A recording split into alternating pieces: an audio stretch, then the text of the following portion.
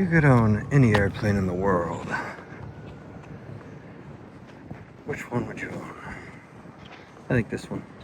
This is the one. Alright, let me just tell you, you can peel these stickers off pretty dang easily. They're vinyl, so there won't be any residue, I promise you. No residue. And this is actually vinyl too. So they'll peel right off of there. Or you can keep them because they're pretty awesome. And try to make it to all the places. Winifred, Montana, Virginia. Pretty fantastic place, and of course, you'll have to go there to get it. Well, unless you're in Iceland, and then I'll deliver for free. Because it's a bucket list kind of thing, you know? This is the airplane. It's beautiful. It might need a good washing, especially the windshield. Oh, look, dirt. Buy my airplane. Comes with dirt. But I put vinyl on the wing to protect the raw stuff. Because on a grass strip, you know, you're gonna have a little bit of dirt and stuff. There's the Kato prop. You cut the spinner a little bit wider to fit it because it's more burly, which is a good thing. Whirlwind. What do you want to know? What do you lack? What do you lack? Ooh.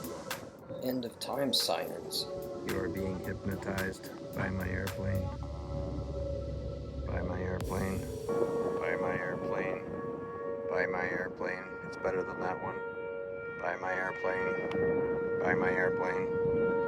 It's better than that one too. Alright, while I'm waiting on the fuel truck, I will sell you my airplane. These are the stock seats. I like Oregon Aero. Oh, here he is. Hello!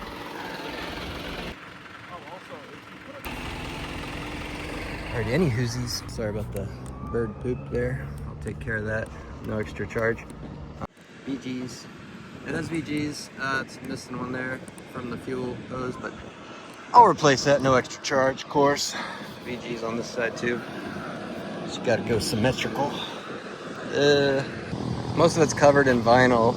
It's different brands. This is 3M. This is Hexus. It's a chrome. You can actually like do your hair in there if you'd like. Brush your teeth, etc. I mean, if you need a mirror to brush your teeth. I was trying to keep it as light as possible. It's about 1,000 pounds with autopilot and everything. It looks like there's not much to it, but it's pretty robust on the inside.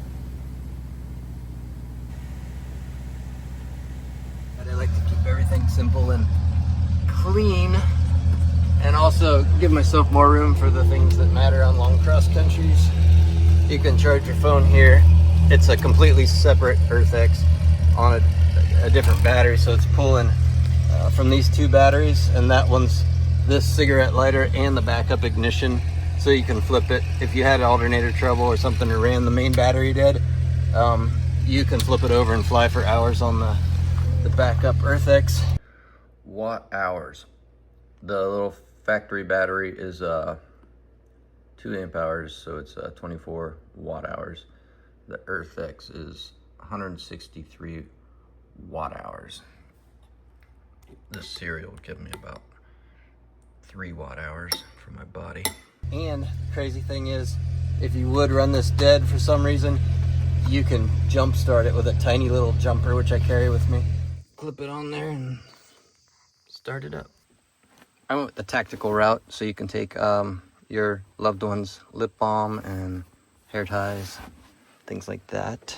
I also wasn't a big fan of the aluminum diagonal thing here, so I have a little step down, and it's clear so you can see the pulleys and whatnot underneath there.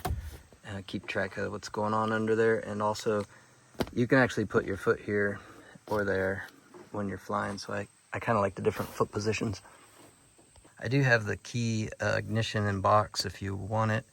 I like to keep things really simple and be able to manipulate the mags quickly and easily, and yeah, just avoid any sort of complication.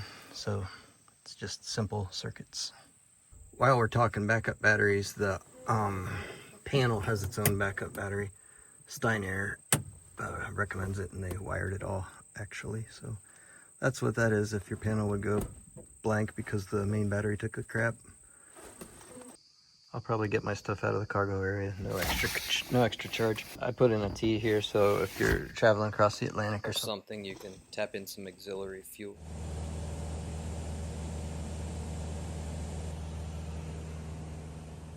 Oh yeah, check out the Cablecraft push-pull cables for the throttle and mixture. Alright. What else can I tell you? Why is this better than everybody else's airplane? Because it has a Coger shade. These things are freaking awesome. I'd like to take it out and put it in the next plane, but maybe I'll just get a new one. What else? Oh, my graphics are way better than other people's. Wait, let me get that. It's a vinyl sticker, don't worry. Yeah, so isn't that cool? I wish I had watched it before this video, but another reason why mine's better. This little thing, a lot of RV guys do it. I did it on an S7 thanks to Joel Milloway influence. But you unscrew that, you pull this out through the piano hinge, pull that one out, and then you have two tiny screws here, pull that out, and it pops right off, and you're looking at the engine. And then there's two piano hinges here, one there. It's pretty short, it goes down to about there, and one on the other side. You can see the rivets, they're flush rivets, but you can see them through the vinyl there. That's what's holding the piano hinge on, and that's it. You can get to your engine in seconds, which is handy when you're like, oh, let's say you're in the backcountry and there's like a bear running at you, and you're like, I gotta look at my engine, but I don't really want to. But at least that'll save you a few very important moments of your life.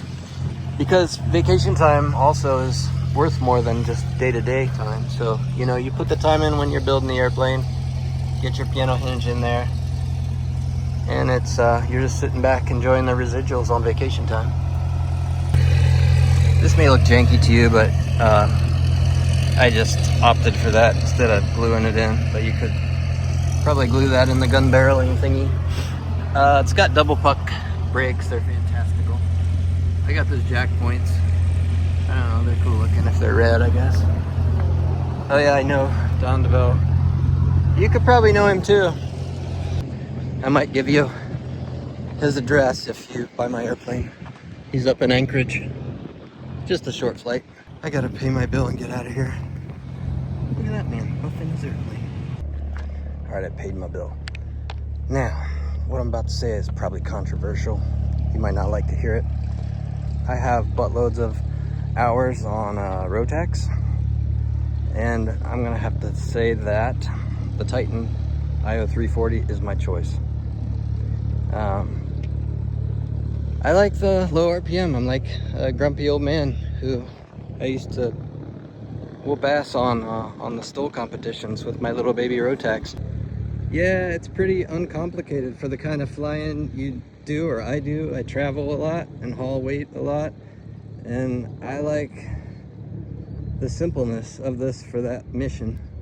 I'll always prefer the Rotax 100 horsepower for solo flights and all that kind of stuff on NS7 because it's freaking awesome.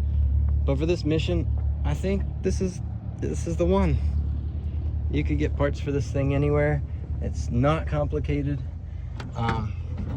You don't have wires and cooling and you know, fuel lines galore and all that kind of stuff. It's pretty nice. Never thought I would admit it, but yeah, it's the way to go. Ooh, got a phone call. Howdy-do. Well, I'll take you on a typical mission that I would use this airplane for. And basically it's to get somewhere. So I'm in Columbus now, and once they clear me for this intersection departure, I'll blast off and stay under the Charlie and then climb up really quick and catch some tailwinds home. I think I'm trying to show you how cool the engine is here. It's 382 degrees and a steep climb in the summer. So next I checked the ADS-B weather page and the winds aloft in particular, and things are favorable up high so we can catch a tailwind. Once we're where we want to be, I turn on the autopilot and just basically say keep doing what it's doing. You can also set it to a specific altitude and climb there or descend to there, whatever. Then I just kick back and wait till I get home. Maybe I'll look out the window and try not to hit something.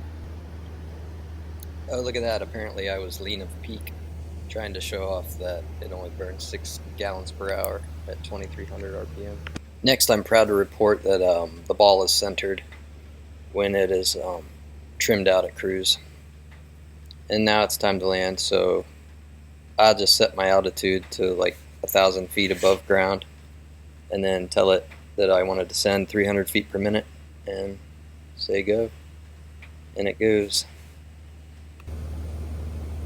Once I get close, I just turn off the autopilot with the AP disconnect button on the stick, and then it's old-fashioned flying here.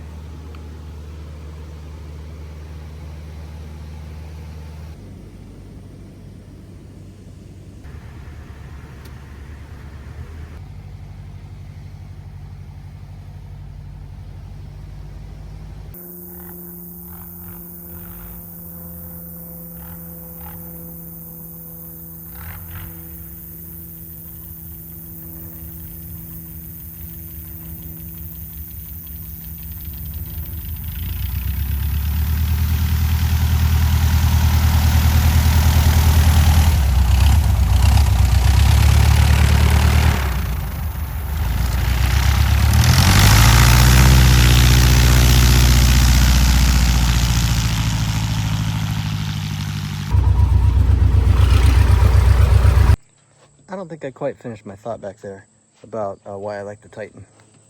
The Titan is just a powerhouse. You can run that baby over any mountains in the US, and it's pretty awesome. Been halfway up Denali, been all over Colorado, no problems. I suppose if you're based there, maybe that'd be a different story for some reason, but yeah, I like them. I like them a lot. I like them enough to put them on the next one too. So this plane's going to be exactly like that plane, including the instrument panel. Okay.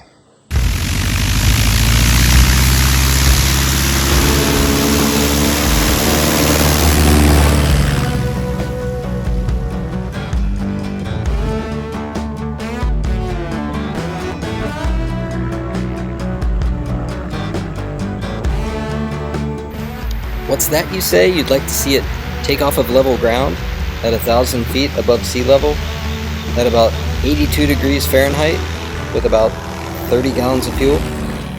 This is it. There you go. A man of my word. I have trusted my life and the most important people in my life with this airplane. It's already been on many adventures, and it's ready to go on many, many